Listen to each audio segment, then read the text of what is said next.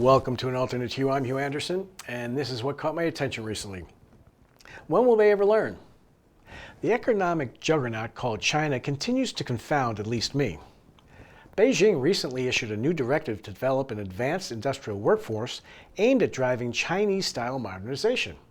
Sounds promising, but some of President Xi's plan resemble aspects of Mao Zedong's Great Leap Forward, which tried to boost production through organized working groups and intense political education, but ended in disastrous failure, famine, and 30 to 45 million deaths. But despite this tragic legacy, the current leadership not only has adopted elements from that period, but is even using similar language, terms like Great Leap and Leap Forward, to describe its plans. Facing Western export controls and diminished foreign investment, the Chinese government appears as committed as ever to self-sufficiency, and it sees the Great Leap Forward as a model of ambition, innovation, and self-reliance. Now, Xi's administration views Mao's emphasis on centralized planning, workforce mobilization, and ideological cohesion as a potential roadmap to economic resilience. The Great Leap Forward's catastrophic results underscore the risk of central planning, but Xi's new industrial modernization guidelines suggest a more measured approach, despite some similarities. Good luck with that, Mr. Xi. Now, the markets are smarter than the government, according to Brian Westbury, chief economist for investment manager First Trust. To paraphrase Milton Friedman, there are 4 ways in which you can spend money. You can spend your own money on yourself. You can spend your own money on somebody else. You can spend somebody else's money on yourself, and finally, you can spend somebody else's money on somebody else. Spending your own money, whether on yourself or on someone else, means you'll probably care about it. But when you spend somebody else's money, especially on somebody else, you don't care how much you spend or what you get for it.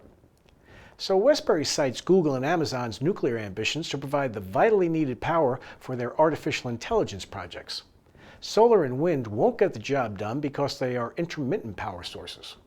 To efficiently run an AI data center, they need non-stop reliable 24/7 electricity. For green energy, that's nuclear. The Green New Deal movement shunned nuclear power. California, Michigan, and Germany have all closed nuclear plants in a single-minded mission to only use solar and wind. But isn't that what spending other people's money is all about? You don't have to care about how it is spent, according to Westbury. In the past 20 years, governments around the world have spent or have incentivized companies to spend $18.8 trillion on green energy and just 1.4% on nuclear. Last year alone, the total was $3.5 trillion, with less than 1% going toward nuclear. Westbury believes much of this investment would not have been made without government subsidies, including the Federal Reserve holding interest rates below the rate of inflation for 80% of the time during the past 15 years, with 9 of those years at near zero interest rates. When you spend your own money, you go with what works, not what's politically palatable. Now, you think you can hold a grudge? Consider the crow. The brainy birds carry big chips on their shoulders, scientists say, and some people who become subjects of their ire may be victims of mistaken identity. Thomas Fuller traveled to Vancouver and Seattle to interview victims of crow attacks, and scientists who study the birds. Crow Tracks is a website started 8 years ago by Jim O'Leary, a Vancouver resident. It's received more than 8,000 reports of crow attacks in the city, where crows are relatively abundant. Renowned for their intelligence, crows can mimic human speech, use tools, and gather for what seem to be funeral rites when a member of their murder, as groups of crows are known, dies or is killed. They can identify and remember faces, even among large crowds. They also tenaciously hold grudges. When a murder of crows singles out a person as dangerous, its wrath can be alarming and can be passed along beyond an individual crow's lifespan to up a dozen years or so beyond, creating multi-generational grudges. Experts say the majority of crow attacks occur in the spring and early summer when protective parents are watching over their young and defending their nests from possible encroachers. But in other cases, the reason for an attack is not so clear.